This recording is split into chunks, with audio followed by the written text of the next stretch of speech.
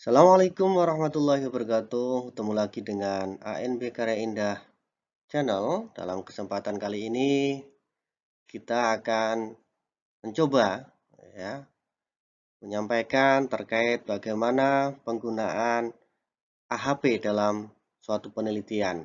Ini mungkin sebelumnya sudah beberapa kali kita menyampaikan terkait teknik-teknik penelitian dalam proses penyusunan penelitian. AHP adalah singkatan dari Analytical Hierarchy Process, suatu metode pendukung keputusan untuk masalah kompleks multifaktor dengan penyusunnya menjadi hierarki tujuan, kriteria, dan alternatif, lalu memberi bobot secara subjektif untuk menentukan prioritas tertinggi. Berarti di sini tujuannya adalah untuk memecahkan suatu permasalahan dalam pengambilan keputusan yang kompleks dengan cara terstruktur, rasional, dan transparan. Cara kerja adalah dengan cara memecah masalah menjadi struktur hierarki, baik itu tujuan, kriteria, subkriteria, alternatif, membandingkan elemen secara berpasangan, menghitung bobot, dan prioritas serta menguji konsistensi dari suatu penilaian. Contoh di sini kita akan melihat bagaimana skema alternatif, misalkan insentif dalam rangka peningkatan kinerja dari perusahaan daerah air minum dalam pemenuhan air minum.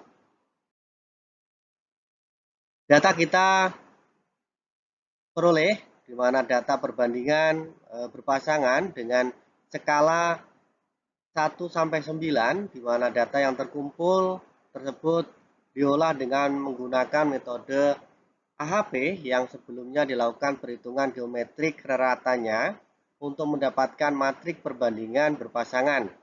Kemudian diuji nilai konsistensi rasionya atau CR-nya, yaitu data CR-nya kurang dari 10% yang dianggap konsisten. Kalau lebih, bahwa tidak konsisten, maka perlu dilakukan penilaian dari CR-nya.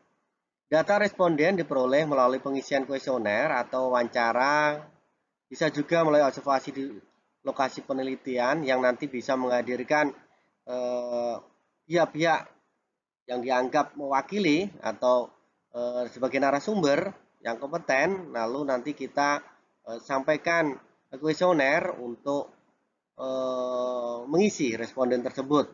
Ya. Data sekunder berasal dari data dalam hal ini adalah BPS PAM dan lembaga terkait lainnya yang terkait dengan penelitian tersebut. Ya, langkah pertama kita lihat bagaimana penentuannya kriteria, yaitu kita coba di sini adalah bagaimana dalam menentukan untuk melihat kinerja PDAM pemenuhan air bersih itu dari besaran nilai anggarannya, selanjutnya dari output atau hasilnya, dan ketiga dari cakupan penerimanya, dan terakhir adalah proses pelaksanaannya. Itu ada 4 kriteria. Yang selanjutnya kita lihat penentuan alternatif skema insentif, yaitu ada 5. Ya, di sini ada dari hibah air minum, bisa dari DAK, dan alokasi khusus dari air minum, bisa melalui pinjaman, ya pinjaman daerah yang nanti bisa digunakan untuk pembangunan, ya untuk penyediaan air minum, bisa juga dari segi regulasi, ya apakah nanti regulasinya akan diperbaiki dari segi regulasi yang mendukung bagaimana untuk peningkatan kinerja PDAM dalam pemenuhan air minum. Yang terakhir adalah melalui penguatan sumber daya manusia. Bagaimana nanti antara kriteria dengan alternatif ini kita coba nanti dihubungkan gitu ya, menggunakan matriks. Langkah kedua, bagaimana kita penentuan bobot kriteria, yaitu kriteria kita akan lihat tadi ada beberapa kriteria, ya kita nanti hubungkan dengan di situ besaran anggaran dengan output itu mana yang lebih lebih baik atau mungkin yang paling banyak di sini. Nanti kita melihat angkanya apakah nanti lebih condong ke output atau sisi kriteria yang satu atau mungkin sisi kriteria yang lain. Dari 9, 7, 5, 3, 1, 3, 5, 7, 9. Nanti di mana letak dari narasumber atau para ahli yang kita kumpulkan ya, atau kita untuk mintakan ya pengisian. Selanjutnya dari kriteria tersebut juga kita nanti ditandingkan antar kriteria ya, berbeda kriterianya ya. Selanjutnya dari masing-masing kriteria, terus langsung kita nanti coba cari alternatif ya, alternatif dari tadi apa yang sebelumnya kita sudah sampaikan ada 5, baik dari hibah, dari DAK air minum, dari pinjaman, regulasi atau penguatan SDM-nya. Kita coba untuk memilih antar kedua ya, istilahnya kedua alternatif tersebut dengan alternatif yang lain, nanti kita coba lihat seperti apa hasilnya. Nah, ini ada beberapa. Ini kalau hanya istilahnya tadi ada 4 dan 5. Jikalau ada misalnya kriterianya lebih banyak, ya pasti akan lebih banyak matrik yang nanti akan kita buat gitu ya. Yang kita buat. Bahkan nanti kalau sampai sub kriteria, misalkan kita buat seperti itu, sehingga nanti akan lebih panjang lagi prosesnya gitu. Ya. Langkah ketiga, kita matrik perbandingan kriteria, kita coba munculkan dalam suatu matrik bagaimana nanti antar kriteria, ya di situ besaran anggaran, ya dengan output, ya dengan cakupan penerima dan proses pelaksanaannya. Ya, nanti kita ada nilai eigennya dan jumlah serta rata-ratanya, ya. Dari nilai rata-rata nanti akan kita lihat bagaimana mana sih yang terbesar gitu ya, yang terbesar dari hasil matrik perbandingan kriteria. Dari hal ini ya rata-rata terbesar adalah output ya 0,521. Selanjutnya ada cakupan penerima, ada proses pelaksanaan yang terakhir adalah besaran anggaran. Ya, tadi CI akan kita lihat untuk melihat apakah ini nanti sesuai atau bisa memenuhi kriteria atau tidak. Itu CI di lambda maksimalnya. Terusnya ada bagaimana konsistensi tadi rasio dari CI per IR-nya.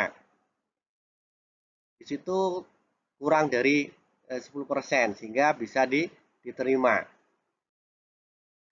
Langkah keempat, bagaimana matrik perbandingan alternatif dan rasio konsistensinya kita muat dalam sebuah matrik di mana nanti kita akan masukkan masing-masing dan terlihat bahwasanya untuk rata-rata ya rata-rata baik hibah, DAK, pinjaman maupun penguatan SDM secara regulasi akan terlihat gitu ya, akan terlihat bagaimana atau mana yang paling tinggi gitu ya, yang paling besar gitu ya.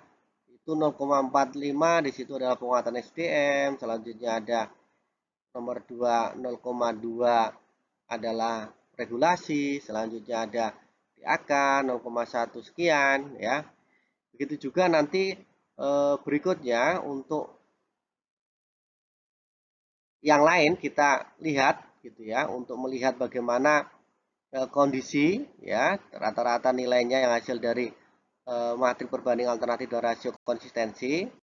Berarti ada 5 ya, ada 4 ya, ada 4 yang kita lihat di situ, sehingga langkah terakhir kita buat perankingan alternatif gitu ya. Perankingan alternatif ini dilihat dari komponen-komponen tadi dijumlahkan sehingga nanti terlihat yang mana sih alternatif yang sebagai solusi yang tepat ya dari eh, untuk menyelesaikan suatu permasalahan tersebut ya, untuk peningkatan kinerja dari PDAM gitu ya. Di sini DAK memang memperoleh nilai paling tinggi 0,418 hingga ranking 1, ranking 2-nya dari bagaimana regulasi diperbaiki untuk mendukung peningkatan kinerja dari PDAM 0,187, ketiga dari hibah, keempat pinjaman, yang kelima penguatan SDM. Nah, ini adalah hasil dari bagaimana penggunaan HP yang sederhana bisa kita buat ya hasilnya kita hitung menggunakan Excel gitu ya. Excel kita gunakan untuk menghitung ini ya, proses bagaimana dari awal yaitu data yang ada kita kumpulkan, terus dari bagaimana data tersebut dari bisa wawancara, bisa kita kumpulkan dalam SPD dengan mengundang para ahli yang terkait, gitu, sehingga nanti bisa mengisi ya matrik kolom tadi untuk mengisi kolom yang kita untuk perbandingkan bagaimana eh, dari kriteria, terus alternatif pemilihan solusinya. Di situ nanti akan kita masukkan ke matrik-matrik sebagai proses yang langkah keempat tadi, dan akhirnya nanti kita lihat perankingan alternatifnya. Maka yang nilai tertinggi inilah yang nanti bisa kita gunakan sebagai solusi alternatif. Ya, ini salah satu bagaimana kita bisa merumuskan suatu kebijakan, gitu ya, merumuskan suatu kebijakan alternatif pemilihan jika ada beberapa alternatif yang bisa kita pilih, gitu ya. Bagaimana alternatif yang tepat berdasarkan analika hierarki proses, gitu ya. Ini salah satu tool yang bisa digunakan baik peneliti atau mungkin perumus kebijakan untuk bagaimana memilih alternatif terbaik gitu ya yang bisa dipilih dari beberapa alternatif yang sebelumnya kita muat kriteria terlebih dahulu ya. Demikianlah untuk sesi kali ini, tetap pantau gitu ya ANB Karya Indah Channel untuk video-video berikutnya. Terima kasih. Assalamualaikum warahmatullahi wabarakatuh.